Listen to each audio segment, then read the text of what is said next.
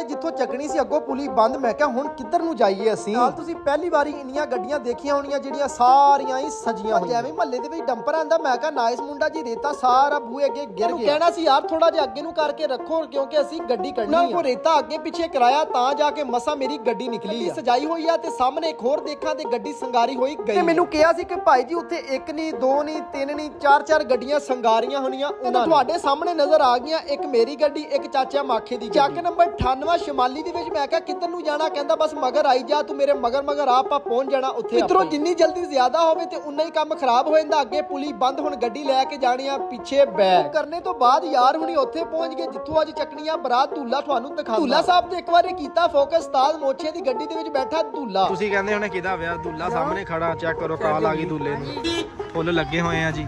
ਆਏ ਹਾਏ ਹਾਏ, ਚੈੱਕ ਕਰੋ ਕਾਲ ਆ ਗਈ ਬਾਈ। ਆਏ ਹਾਏ ਹਾਏ ਹਾਏ ਹਾਏ ਹਾਏ।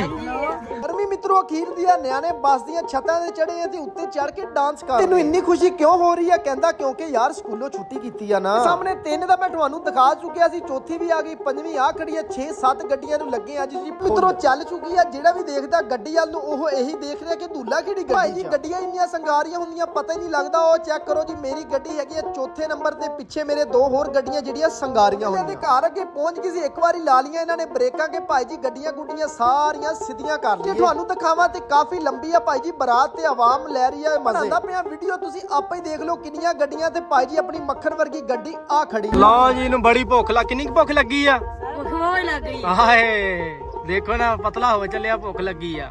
ਕਿੰਨੇ ਘੰਟੇ ਦੀ ਰੋਟੀ ਨਹੀਂ ਖਾਦੀ? ਉਹ ਚੱਲੇ ਤਕਰੀਬਨ ਸਵੇਰ ਦੀ ਕੋਈ ਨਹੀਂ ਖਾਦੀ। ਸਵੇਰ ਦੀ ਰੋਟੀ ਨਹੀਂ ਖਾਦੀ ਵੇ ਵਿਆਹ ਕਰਕੇ ਸਿਰਫ।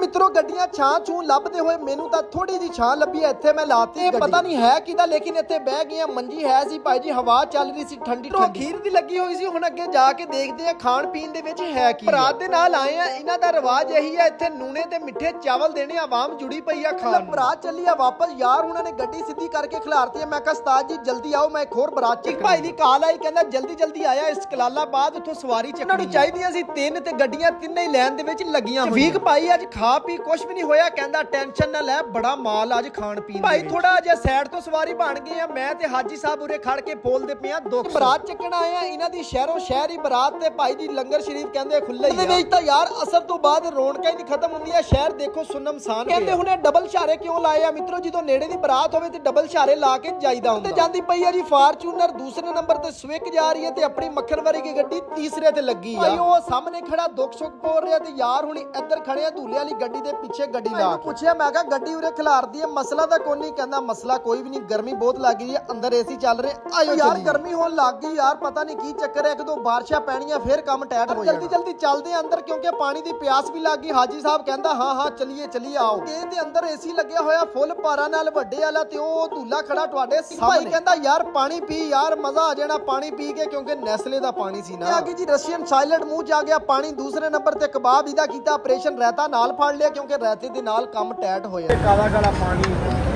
ਪੀਣ ਲੱਗ ਗਿਆ। ਆਏ ਹਾਏ। ਭਾਈ ਕਹਿੰਦਾ ਤੂੰ ਕੁਝ ਖਾਦਾ ਵੀ ਹੈ? ਮੈਂ ਕਿਹਾ ਮੈਂ ਇੰਨਾ ਕਿ ਖਾ ਲਿਆ ਕਿ ਸਵੇਰ ਦੀ ਰੋਟੀ ਹੁਣ ਕੋਈ ਨਹੀਂ ਖਾ। ਨਮਾਜ਼ਾਂ ਹੋ ਗਈਆਂ ਸੀ ਕਜ਼ਾ ਤੇ ਹੁਣ ਯਾਰਾਂ ਨੇ ਨਮਾਜ਼ ਪੜ੍ਹਨੀ ਸੀ। ਮਿੱਤਰੋ ਅਸੀਂ ਸਫ਼ਰ ਸੀ ਇਸ ਕਰਕੇ ਨਾ ਯਾਰ ਵਜ਼ੂ ਕਰੋ ਕਿਤੇ ਭਾਈ, ਨਮਾਜ਼ ਪੜ੍ਹਨੇ ਨੂੰ ਜਗ੍ਹਾ ਤਾਂ ਲੱਭ ਹੀ ਜਾਓ। ਮਿੱਤਰੋ ਉਹੀ ਗੱਲ ਹੋਈ, ਘਾਹ ਦੇ ਉੱਤੇ ਉਹਨਾਂ ਨੇ ਬਜਾਈ ਹੋਈ ਹੈ ਸਾਫ਼ ਤੇ ਮਾਸ਼ਾਅੱਲਾ ਉਰੇ ਨਮਾਜ਼ ਪੜ੍ਹਨ ਲੱਗੇ। ਮਿੱਤਰੋ 47 ਪੁੱਲ ਵਾਲਾ ਪੁੱਲ ਤਿਆਰ ਹੋ ਚੁੱਕਿਆ, ਚੈੱਕ ਕਰੋ, ਬੜਾ ਹੀ VIP ਰਾਤ ਨੂੰ ਕਿਆ ਹੀ ਨਜ਼ਾਰੇ ਆ। ਮਿੱਤਰੋ ਕਾਫੀ, ਲੇਕਿਨ ਇਹ ਜਾਣ ਦਾ ਨਾਮ ਹੀ ਨਹੀਂ ਲੈ ਰਹੇ। ਮੈਂ ਕਿਹਾ ਉਸਤਾਦ ਜੀ ਆਇਓ, 10:24 ਹੋ ਗਏ ਤੇ ਜਾਣਾ ਕੋਈ। ਯਾਰਾਂ ਨੇ ਗੱਡੀਆਂ ਗੁੱਡੀਆਂ ਸਿੱਧੀਆਂ ਕਰ ਲਈਆਂ ਕਿਉਂਕਿ ਚੱਲੀ ਆ ਹੁਣ ਬਰਾਤ ਵਾਪਸ। ਵੈਲਕਮ ਟੂ 101 ਚੱਕ। ਲਓ ਜੀ ਪਿੰਡ ਵਾਪਸ ਆ ਗਏ ਰਾਤ ਦੇ 11:30, ਪੂਰੇ 11:30 ਪਿੰਡ ਵਾਪਸ। ਮਿੱਤਰੋ ਆ ਸੀ ਅੱਜ ਦਾ ਪਿਆਰਾ ਔਰ ਮਿੱਠਾ ਜਿਹਾ ਵਲੌਗ। ਚੈਨਲ ਨੂੰ ਸਬਸਕ੍ਰਾਈਬ ਨਹੀਂ ਕੀਤਾ ਤੇ ਕਰ ਦਿਓ। ਆਪਣਾ ਖਿਆਲ ਰੱਖਿਓ, ਨਮਾਜ਼ ਕਾਇਮ ਕਰਿਓ। ਪਾਕਿਸਤਾਨ ਜ਼ਿੰਦਾਬਾਦ।